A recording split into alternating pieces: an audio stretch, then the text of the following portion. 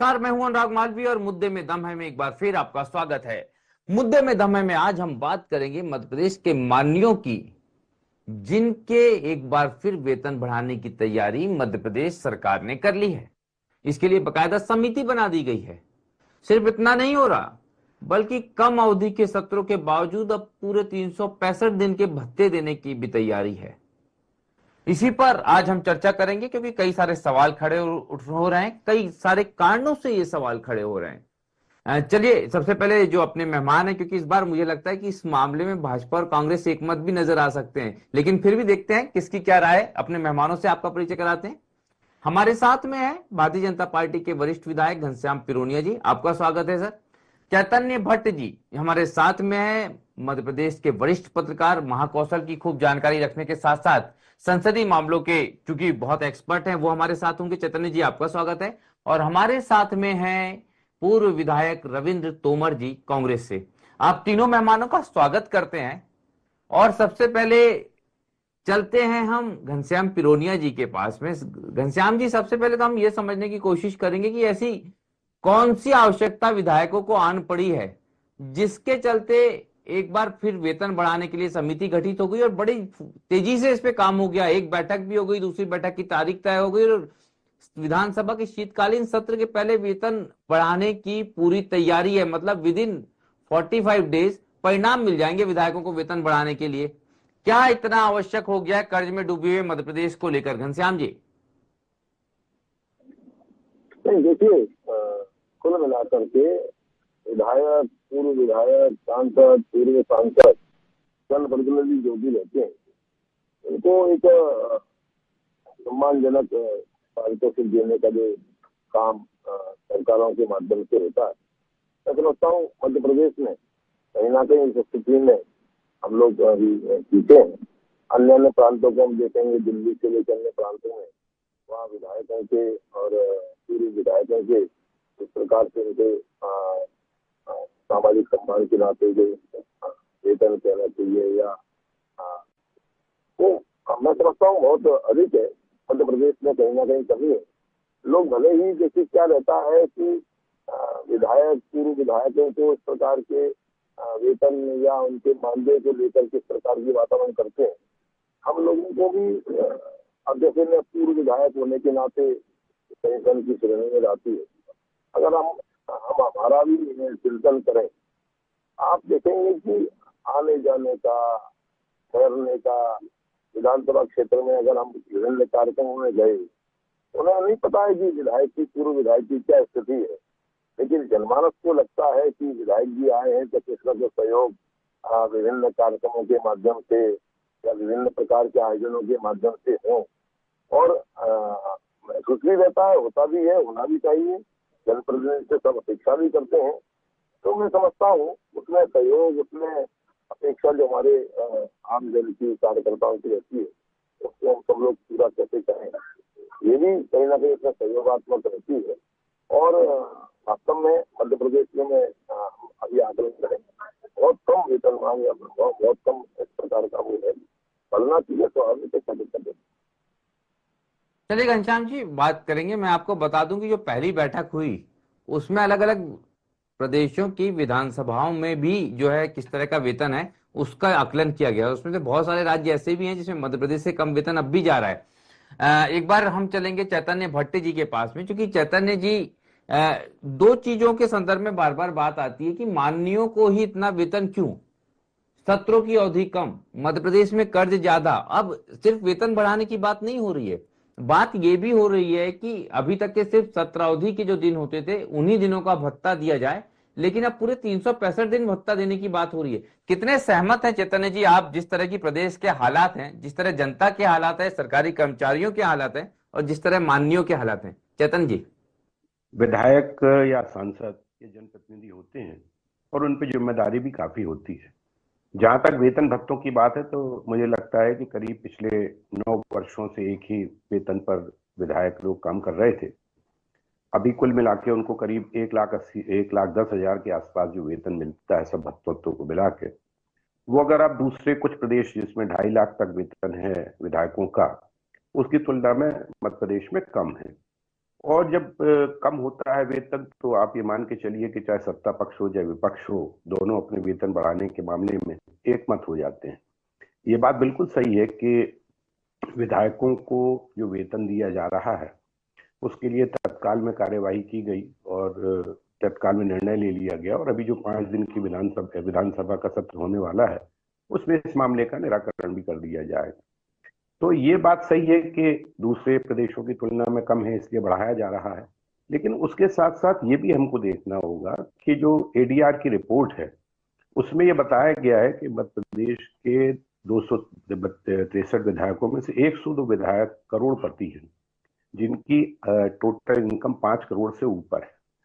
ठीक है, उनके अपना मकान होगा, खेती बाड़ी होगी, ये सब होगा, लेकिन वेतन भत्तों की बात जहां तक है तो मुझे लगता है कि इसमें कोई बहुत ज्यादा ऐसा विवाद की स्थिति नहीं है, क्योंकि आप देखिए कि तमाम सरकारी कर्मचारी हैं, उनके भी वेतन बढ़ रहे हैं। अभी 8वां वेतन आयोग लगने वाला है, उसमें काफी बढ़ोतरी की आशा की जा रही सरकारी कर्मचारियों की। और फिर उनका एक तर्क ये भी रहता है कि हमारी संख्या तो कुल 260 के आसपास, 230 के आसपास है, जबकि आप देखिए कि प्रदेश में कितनी महिलाओं को 1250 रुपये प्रति माह और 1500 हो गए अब लाडली बहना के नाम से दिए जा रहे हैं। तो देखिए सरकार तो कर्ज पे कर्ज लेती जा रही है, इसमें भी कोई संदेह की बात नहीं है। लगातार कर्ज बढ़ता जा रहा है, जितना आपका बजट है उससे भी ज्यादा कर्ज हो गया है, लेकिन वो कर्ज कहाँ जा रहा है? वो इस तरह के जो फ्री बीज की स्थितियां हैं उसमें जा रहा है। उससे बेहतर तो ये होगा कि आप छोटे छोटे उद्योग लगाने की उनको प्रोत्साहित करें, कुटीर उद्योग लगाए जाएं, क्योंकि मुफ्त का पैसा जो मिलता है उसका फिर इंसान ज्यादा उसका वो नहीं रखता है, क्या रे तो फ्री में मिल रहा है। और कई जगह तो ये स्थिति है कि एक एक घर में 4 4 महिलाओं को लाडली बहना के रूप में पैसा मिल रहा है। तो अगर 230 विधायकों को अगर वेतन भत्ता बढ़ाया भी जा रहा है तो मुझे लगता है कि एक पिछले कई लंबे वर्षों से ये वेतन नहीं बढ़ाया गया, और बढ़ाया भी जाना चाहिए। कि अभी देखिए आप जो हर बार आप जो आप सेंट्रल जो बढ़ाता है वेतन भत्ता बढ़ाता है वो राज्य सरकार के कर्मचारियों को ही मिलता है। 8वां वेतन आयोग भी राज्य सरकार के कर्मचारियों को मिलेगा। तो जब कर्मचारियों को मिल रहा है, महिलाओं को मिल रहा है, वृद्धाओं को मिल रहा है, विधवा पेंशन मिल रही, तो फिर विधायकों को अगर तो पैसा बढ़ भी जाएगा, वेतन बढ़ भी, और कुल मिला के मुझे लग रहा है कि 1,80,000 के आसपास वो राशि पहुंचेगी। अभी जो 1,10,000 है उसमें जो मूल वेतन 30,000 है उसको 50,000 और बढ़ा के शायद 1,80,000 के आसपास हो जाएगा। आप तेलंगाना में देखेंगे तो वहाँ 2.5 लाख से ऊपर वेतन मिलता है विधायकों को। और एक जनप्रतिनिधि है वो कई जगह जाता है, अपने विधानसभा में घूमता है, जाता है, अपने लोगों की सहायता भी करना पड़ती है उसके लिए। ठीक है कि उसको विधायक निधि मिलती है जिसमें वो तरह तरह के योजनाओं के लिए पैसा दे सकता है या गरीबों को पैसा दे सकता है, किसी का चैतन्य जी ऑपरेशन होना बहुत है। लेकिन सद्भावनापूर्ण जब आपने उनके भी बातें अपने कही। खर्चे दो होते चीजें हैं, मैं आपको बताऊं उनके इसमें भी अपने शायद जो खर्चे कहीं ना होते कहीं हैं, आपसे लोग मिस आते हैं हो रही उनके पास, होंगी। उनको चाहे। एक, अगर आपने एडीआर की रिपोर्ट के संदर्भ में बात जरूर की, लेकिन अगर आप देखेंगे कैग की रिपोर्ट में और बाकी जगहों पे जिक्र ये आया है कि जो विधायक निधि के कार्य हुए हैं वो सिर्फ कागज पे हुए, और वहां पर फिजिकल वेरिफिकेशन जब बात हुई तो वहां पे वो काम नहीं थे। दूसरी बात, भत्तों में ज्यादा पैसा मिलता है, 30,000 के भत्ते पर लगातार बढ़ाती रही सरकार, वेतन नहीं बढ़ाई। तो एक बड़ा अजीब सा आंकड़ा दिखता है कि 9 साल तक वेतन नहीं बढ़ा लेकिन भत्ते बढ़ते गए, दूसरी सुविधाएं बढ़ती गई। साथ में इतना ही नहीं हुआ, एक और बहुत महत्वपूर्ण चीज हुई, वो हुई इसी महीने से करोड़ों रुपए ऑफिसों के लिए दिए गए और उस ऑफिस के खर्च के लिए प्रतिमाह फिर पैसा दिया जाएगा। ये सारी चीजें बड़ी हिडन होती हैं जो सामान्यतः जिक्र में नहीं आती। और उसके बाद दो बड़ी चीजें हैं। एक बड़ी चीज ये चैतन्य जी जो बहुत महत्वपूर्ण हो जाती है, आप देख रहे हैं कि सत्रों की अवधि कम हो रही है, लेकिन यही समिति सिफारिश कर रही है कि पूरे की पूरे 365 दिन के भत्ते दिए जाएं, जो थोड़ा सा मुझे आश्चर्यजनक लगता है। एक बार रविंद्र सिंह जी के पास चलते हैं, फिर वापस चैतन्य जी के पास आएंगे। रविंद्र जी, आप पहले तो ये बताएं कि मध्य प्रदेश की आर्थिक माली हालत को आप कैसे देखते हैं और जो सत्रों की अवधि तय हो रही है उसको कैसे देखते हैं रविंद्र जी। मुझे लगता है रविंद्र सिंह तोमर जी से हमारा संपर्क नहीं हो पा रहा है, कुछ तकनीकी दिक्कतें हैं। वापस हम घनश्याम पिरोनिया जी के पास चलते हैं। घनश्याम जी, मैं वापस एक चीज, दो चीजों पे थोड़ा सा प्रकाश डाल दीजिए। कितना जायज आपको लगता है इतनी कम कम सत्र अवधि के बावजूद पूरे 365 दिन के भत्तों की मांग को आप कैसे देखते हैं घनश्याम जी? देखिए आप है ना विधान में मेरा जो मानना है कि हमको विधानसभा सत्र की अवधि को केवल आकलन करने की आवश्यकता नहीं देना चाहिए। विधायक और ये सांसद, मैं समझता हूँ पूर्णकालिक एक तरह से इनकी ड्यूटी रहती है। कहीं भी आना है, कहीं भी जाना है, कहीं भी सुख दुख में लोगों के खड़े होना है। दूसरा, आदरणीय भट्ट साहब ने भी अच्छी बात बताई कि हम लोगों को जब क्षेत्र में जाना रहता है, तमाम प्रकार के लोगों की अपेक्षा रहती है, उनको भी पूर्ण करने की आवश्यकता रहती है। और आप देखेंगे कि हर सुख दुख में भी हमें खड़ा रहना पड़ता है, वहां जाना आना, ठहरना, अन्य अन्य प्रकार से लोगों को जो भी मदद करना। दूसरा, ये भी आदरणीय भट्ट साहब ने सही कहा, आपने आपके माध्यम से ये कहा गया कि विधायक निधि के कार्य, देखिए विधायक निधि ये अलग विषय है।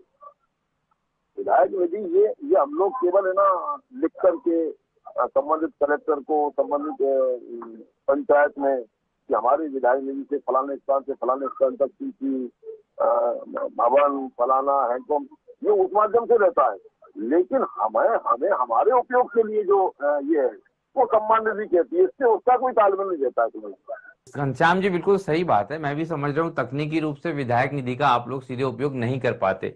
चलिए, इस तर्क से हम सहमत होते हैं। चैतन्य जी, वापस मैं आपके पास चलता हूँ। जो दो तीन चीजें थोड़ा सा मैंने रिफॉर्म किया, क्योंकि आपका अनुभव जितना बेहतर है, मैं सामान्यतः आपको किसी चीज से सहमत होते नहीं देखता, मतलब इस तरीके की चीजों से, लेकिन आप सहमत है तो निश्चित रूप से कहीं ना कहीं ज्यादा तार्किक बात यह है कि वेतन बढ़ना चाहिए। पर मैं ये और समझना चाहता हूं कि क्या 365 दिन के पूरे भत्ते मिलना चाहिए? आप इससे कितना सहमत है चैतन्य जी? नहीं, देखिए, इससे तो मैं बिल्कुल सहमत नहीं हूं, क्योंकि देखिए पिछले लंबे अरसे से हम ये देखते आ रहे हैं कि जो सत्र की अवधि है वो लगातार कम होती जा रही है। और जब आप देखिए कि ये वाला जो सत्र है ये 1 से लेके 5 तारीख तक चलेगा, जिसमें से एक दिन का अवकाश है। अब 4 दिन में आप पूरे 230 क्षेत्र विधायकों के सवाल लेंगे, उनके जवाब देंगे, ये कैसे संभव है? तो सरकार हमेशा ये चाहती है कि सत्र जो है कम से कम हो, ताकि हमें जवाब न देना पड़े। दूसरी बात यह है कि सत्र में जो जवाब दिए जाते हैं वो भी अधिकारी लिख के दे देते हैं, और मंत्री उसका कोई आकलन नहीं करता कि जो जवाब दिया जा रहा है ये सही है कि गलत है। वो जो आता है वो पढ़ के बता देता है। तो सत्र की अवधि निश्चित तौर पे कम से कम 1 महीने की तो होना ही चाहिए, इससे कम तो होना ही नहीं चाहिए, क्योंकि इतने सवाल होते हैं, इतनी समस्याएं होती हैं। अभी जैसे देखिए उमंग सिंघार ने भी कहा है कि भाई बेरोजगारी की समस्या है, किसानों की समस्या है, खाद की समस्या है, ये तमाम तरह की समस्याएं, लॉ एंड ऑर्डर की समस्या है। तो इन सबको हम उठाना चाहते हैं, लेकिन जब 4 दिन का सत्र होगा तो उसमें हम कैसे उठाएंगे? कई जगह ये तर्क भी दिया गया कि बहुत लंबे वक्त तक ये चलती है, रात के 10-10 बज जाते हैं, सत्र चलते रहते हैं। तो रात के 10 बजे तक चलाने का मतलब क्या है? उससे बेहतर है कि आप दिन बढ़ाइए, क्योंकि अगर 11 बजे आता है कोई विधायक और रात के 11 बजे तक आप उसको बैठा के रखे हो, ना खाने की छुट्टी दे रहे हैं, ना बाथरूम जाने की छुट्टी दे रहे हैं, उससे बेहतर है तो आप 15 दिन का सत्र रखें, ताकि आराम से लोग अपने प्रश्न भी बना सकें और सरकार उसका जवाब भी दे सके।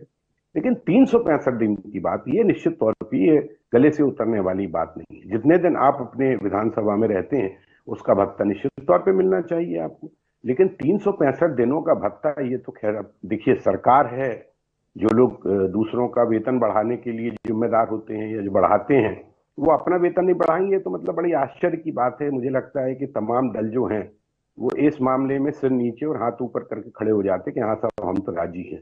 बाकी दीगर चीजों में जरूर ऊहापोह की स्थिति रहती है और एक दूसरे पे आरोप प्रत्यारोप होते हैं, लेकिन पैसा एक ऐसी चीज है कि उसमें सारे लोग तैयार हो जाते हैं, और वो मुझे लगता है कि इसमें भी फटाफट सारा मामला निपट जाएगा।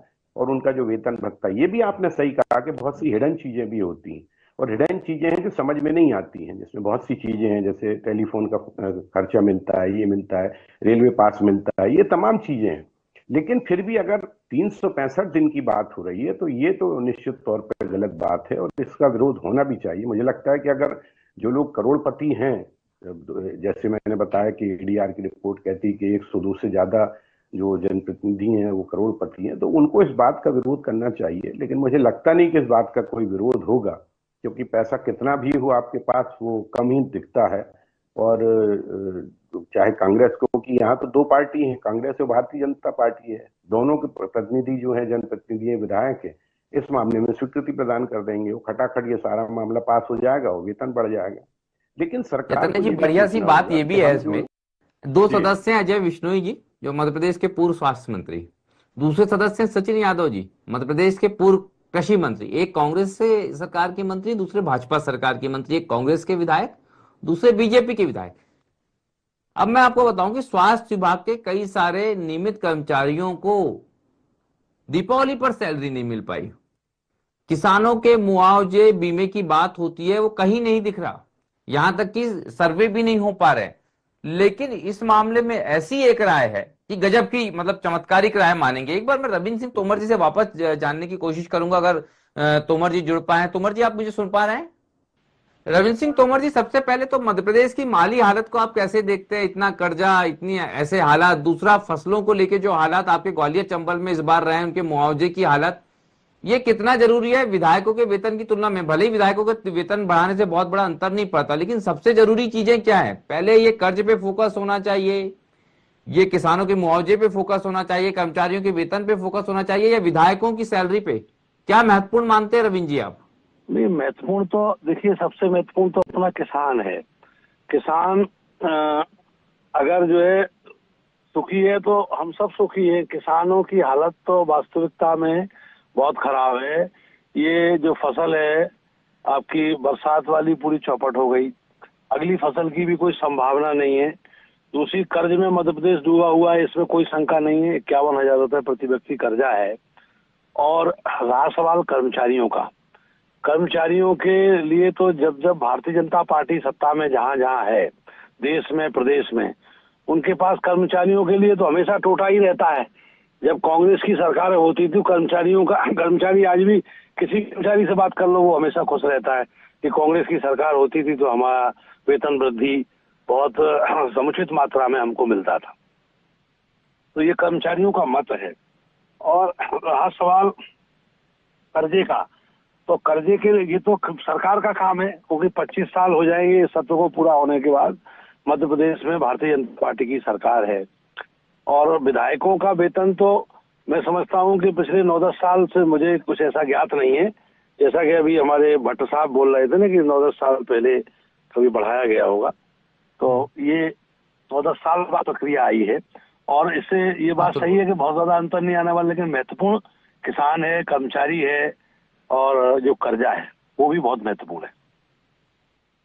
देखिए, ये बहुत महत्वपूर्ण है, रविंद्र जी ने इस बात को माना है। लेकिन अब मैं एक बार फिर घनश्याम जी के पास चलूंगा। घनश्याम जी, जो एक और बहुत महत्वपूर्ण बात है जो मैं समझने की कोशिश कर रहा हूं, 8वें वेतन आयोग की बात हो रही है। कर्मचारियों का तेजी से इसमें काफी जो है, अभी केंद्रीय कर्मचारियों का वेतन भत्ता बढ़ेगा इसके अंतर्गत। लेकिन इस पूरी प्रक्रिया को पूरा होने में लगेगा तकरीबन 3 साल, यानी कि चुनावी साल जब आएगा 2028-29, तब तक के केंद्रीय कर्मचारियों को इसका फायदा मिलना शुरू होगा। उसके तकरीबन 1 साल बाद मध्य प्रदेश के कर्मचारियों के लिए, मतलब इस पूरी प्रक्रिया को अगर राज्य के लिहाज से देखें तो 3 से 4 साल लगेंगे। विधायकों के मामले में फैसला लेने में सिर्फ 1 माह। ये जो कार्य की गति है, ये बड़ी प्रशंसनीय है। ये आप कितना मानते हैं कि इसी गति से अगर बाकी के फैसले हो जाते? परिवीक्षा अवधि को लेकर मुख्यमंत्री की घोषणा को 6 महीने से ज्यादा हो गया, लेकिन जो है मध्य प्रदेश का वित्त विभाग, मध्य प्रदेश का सामान्य प्रशासन विभाग फैसला नहीं ले पा रहा। लेकिन बाकी चीजों में इस तरीके की गति नहीं दिखती जितनी विधायकों के वेतन वृद्धि को लेकर दिख रही है। 1 महीने में निर्णय होने जा रहा है, शीतकालीन सत्र में जो है इस पर अमल हो जाएगा। घनश्याम जी, देखिए अनुराग जी, कुल मिलाकर के भारतीय जनता पार्टी की सरकारें चाहे प्रदेश में हो और चाहे केंद्र में हो, जनहित के मुद्दों को त्वरित करने का काम ये हमेशा हमारा रहा है। और इसमें कहीं कोई कोताही बरती भी नहीं जाती है, और न कहीं कोई शिथिलता रहती है। रही दूसरी बात कि अभी आदरणीय हमारे रविंद्र जी कह रहे थे कि भारतीय जनता पार्टी की सरकार किसानों के बारे में, अरे भाई, अभी विषय चल रहा है कि वेतन भत्ते विधायकों के, पूर्व विधायकों के बढ़ना चाहिए ना बढ़ना चाहिए, लेकिन उसमें ना बोलते हुए रविंद्र जी किसानों के फसलों पर बोल रहे हैं। किसानों के सम्मान में भारतीय जनता पार्टी की नरेंद्र मोदी सरकार हो या डॉक्टर मोहन यादव की सरकार हो, आप निश्चिंत रहें, ये हमेशा उनके साथ में खड़ी रही है। और अगर कहीं कोई नुकसान होता है फसलों पर, उनको भरपूर मदद करने का काम ये भारतीय जनता पार्टी सरकारों में हुआ है, होता है और होता रहेगा। 6,000 रुपए और प्रधानमंत्री जी के द्वारा किस्त डालने का काम, हमारे प्रदेश के माध्यम से डालने का काम आदरणीय रविंद्र जी, जो मध्य प्रदेश की धरती पर भी होता है और केंद्र सरकार के माध्यम से भी होता है। दूसरा, आप निश्चिंत रहें, वेतन भत्ते बढ़ाने की जिम्मेदारी पैसा कहाँ से आएगा, इसकी जिम्मेदारी ये डबल इंजन की सरकार है। घनश्याम जी बिल्कुल, हम अब जो है जो कि समय का अभाव है और हम सबसे महत्वपूर्ण बात यही समझने की कोशिश कर रहे थे, निश्चित रूप से कहीं ना कहीं विधायकों की वेतन वृद्धि उतनी ज्यादा आपत्ति के लायक नहीं है, यानी कि उससे सहमति हो सकती है, लेकिन 365 दिन का जो भत्ता देने की बात है वो कहीं ना कहीं सवालों के घेरे में। और इसके साथ ये भी, जितनी गति से विधायकों की वेतन वृद्धि के अमल हो रहा है, फैसला हो रहा है, उतनी ही गति बाकी फैसलों में भी हो तो शायद इस तरीके के सवाल ही खड़े ना हो। फिलहाल मुद्दे में तो हमें इतना ही। मेरे साथ जो मेहमान जुड़े, घनश्याम पिरोनिया जी आपका धन्यवाद, चैतन्य भट्ट जी आपका धन्यवाद, और हमारे साथ में रविंद्र सिंह तोमर जी जुड़े, आप सभी का धन्यवाद। मुझे दीजिए इजाजत, नमस्कार।